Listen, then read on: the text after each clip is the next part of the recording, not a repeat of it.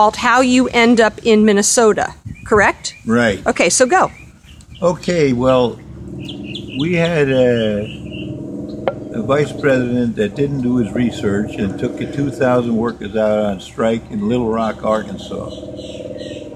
Because this company was owned by Sears Roebuck and would not settle, we put on a retail campaign against Sears Roebuck, which failed. We spent $1 million a year on that. I did research on Sears, realized they only had 5 distribution centers in the country, so came up with my own plan how to bring Sears to their knees. My plan was to shut down the Secaucus distribution plant, which tied up $15 million worth of garments before they were to be shipped to the stores for Easter, which brought Sears to their knees. It also got a friend who was supplying strikers. It was an outside strike. We just stopped the trucks, and they killed him. His name was Greg Vargas. And the outcome of this was that Teamsters Local 945 out of New Jersey became even though I had fought them for years, helped me. And one day I was supposed to meet with Mike Artis, who vanished in 1970 after he helped me for, like you can't believe, we were pushing for solar energy. And after I got this letter from President Nixon, he kind of vanished. And he was really helping me. Then I was told I was supposed to meet him, and I was told by one of his hoods, who met me instead, that Mike is not going to be with us any longer, and neither are you. At which time I drove up to Mike's house. He was not there. Nobody was there. I stopped by my wife and said, I'm headed to Minnesota to save us all. And I ended up driving to Minnesota that same day. And I went and lived out in the country there. I had prepared this and got very involved with the Indians. It was my ex-wife that actually got me set up for that. She was teaching there in Bemidji, as in northern Minnesota. And at the end of the school year, this Indian came up to her and said, I want to help, I want to give you something. He was poor as a church mouse. And she said, you're coming here like this is more than enough. He insisted. He said, I know I have to do something for you. She said, okay, I'd like you to meet my ex-husband. He lives out in the woods by himself. So we met at her house when she went and spent the night with her friend.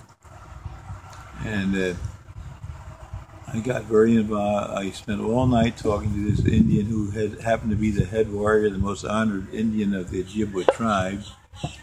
When he died, they put his necklace on me. But we then ran a campaign against Bechtel and Halliburton and Phillips Uranium out of Colorado. They were trying to make Minnesota the nuclear waste dump of the world, and they were exploring full-time for uranium. And George and I, practically by ourselves, put on a campaign and stopped them. And so tell us who George is. Pardon me? Tell us who George is. George was the most honored warrior of the Ojibwa Nation. He was the head warrior and the shaman and the most honored warrior of the entire Ojibwa Nation. Wherever he went, he was honored. He could go to Alaska, he could go to wherever he was, they knew who he was. How do I know that? When they put this necklace on me, I didn't know really what it meant. But my son died, and this was in North Carolina, and I didn't know what, I took him to a state fair there just to have something to do. And there was a Cherokee woman there selling dream catchers and whatever, and I just casually said to her, she's Cherokee, you know what this necklace is? She says, yes, that's the necklace of the head warrior of the Ojibwa Nation. That's how well it was known. Even the Cherokee Nation knew it. But anyway, we were set up a tent and a campfire and 3 feet of ground of snow. And we're told if we didn't put the fire out, we were going to be put in jail.